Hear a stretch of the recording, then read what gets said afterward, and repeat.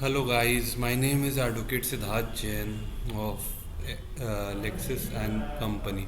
Today we will discuss about the various sources of Hindu law. The sources of Hindu law can be classified into two heads: ancient sources, which contains Shruti, Smriti, digest and commentaries and custom, and modern sources, which consist of justice, equity, good conscience, precedent, and legislation. So Shruti means that which has been heard. The word is derived from Shru, which means to hear.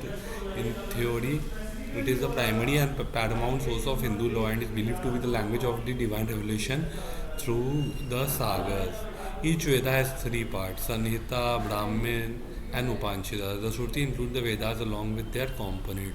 Smriti. The word Smriti is derived from the root Smriti, meaning to remember. Traditionally, Smritis contain those portions of the Shrutis which the sagas forward in their original form, and the idea whereby they wrote in their own language with the help of their memory. Thus, the basis of the Smritis is Shrutis, but they are human digest and commentaries. After Shrutis came the era of commentators and digest.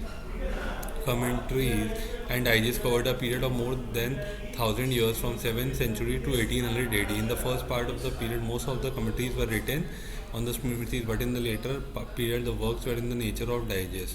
Custom is regarded as the third source of Hindu law. From the earliest period, custom is regarded as the highest dharma.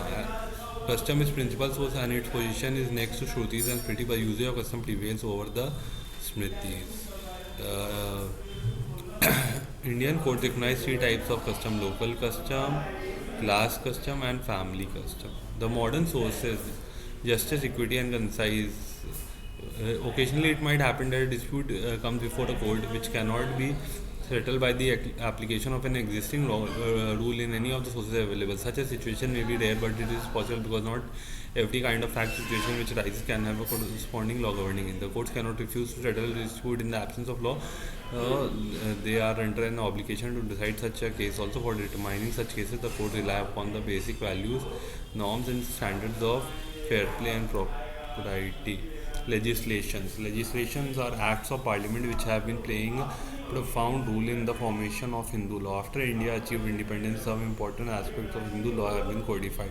Few examples of important statutes are the Hindu Marriage Act, Hindu Adoption and Maintenance Act, Hindu Succession Act. Precedents. After establishment of British rule, the hierarchy of courts was established. The doctrine of precedent, based on the principle of treating like cases alike, was established.